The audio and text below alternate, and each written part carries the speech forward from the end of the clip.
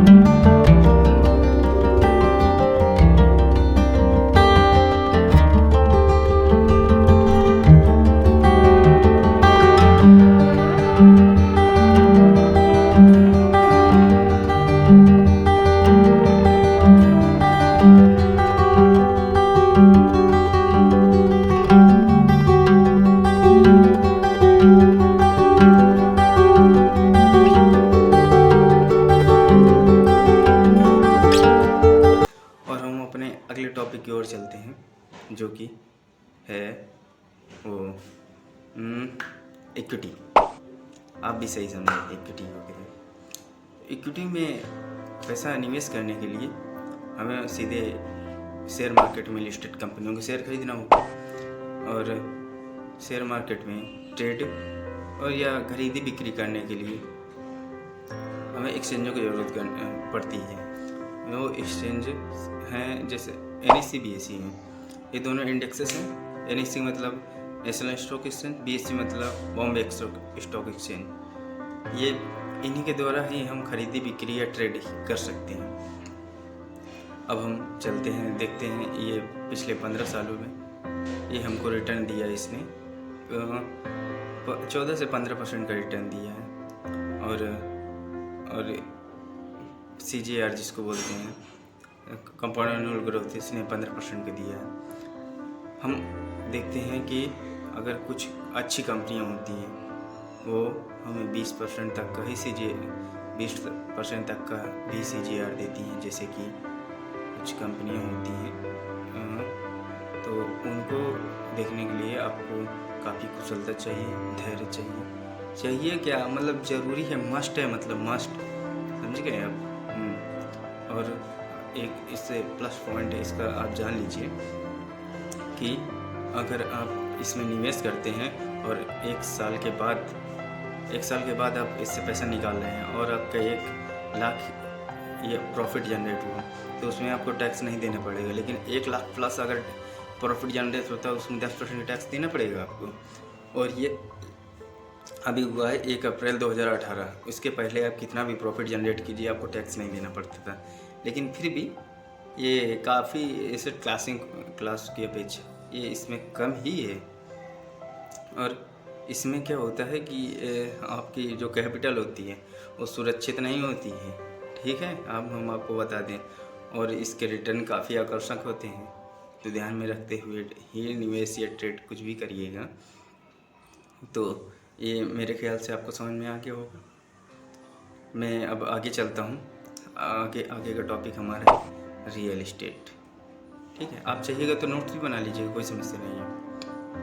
Real estate में क्या होता है कि हम इसमें ज़मीन से, मकान से, दुकान से आदि से जुड़े काम होते हैं। इसमें जो हमारी कमाई होती है वो दो प्रकार से होती है। एक कि रेंटल के तौर पर, रेंटल मतलब रेंट जो से आता है, किराए के तौर पर, और दूसरा की लोकेशन जहाँ पे होती है उसकी वैल्यू बढ़ती जाती है, ठीक है, इनकम की वो वाली। जैसे कि आप 2 साल डाल रखे उसको 4 लाख की लिए थे तो अभी 6 लाख की बिकेगी, वो 2 लाख का प्रॉफिट ऐसा ये। तो और इसमें मतलब रिटर्न की कोई पैमाना नहीं है, कितना दे दिए, लोकेशन बाय लोकेशन होता है, इसका कोई पैरामीटर भी नहीं है। और इसमें मेरे को लगता है ज़्यादा टिप्पणी करना अच्छी बात नहीं है, मैं इसमें ज़्यादा टिप्पणी नहीं कर रहा हूँ। तो हम इसको यहीं पे, लेकिन इसमें कठिनाइयाँ भी बहुत आती हैं, आपको कभी कभी लंबा समय लग जाएगा। अब मैं अगले टॉपिक पे चलूँ। ये समस्या हो तो कमेंट बॉक्स पे पिन कीजिएगा, ठीक है। मैं बाकी चलता हूँ अगले टॉपिक पे। ये हमारा आता है कमोडिटी। कमोडिटी क्या होता है?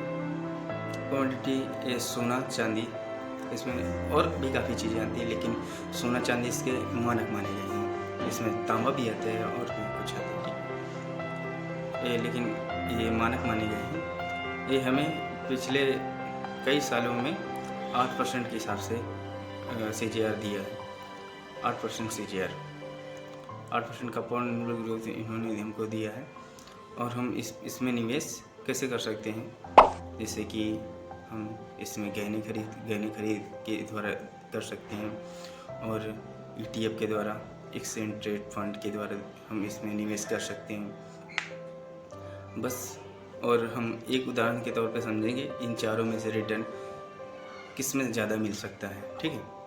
तो अब हम पिछले वीडियो का ही उदाहरण ले लेते हैं, वो 20 साल वाला, जो 50 साल पर रिटायरमेंट लेते थे। आपकी इनकम 50 साल है और अभी आपकी 30 साल है और 20 साल आपको और कमाना है, तो जिसमें आपका खर्चा 30,000 हो जाता है और 20,000 आप उसको सेविंग करते हैं या निवेश करते हैं, ठीक है।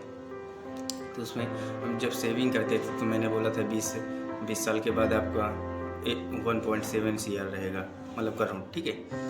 और अभी आप, अगर मैं मानता हूँ कि आप फिक्स इनकम टूल में अगर आप उसको डालते और 9% के हिसाब से आपको रिटर्न मिलता तो कितना हो जाता?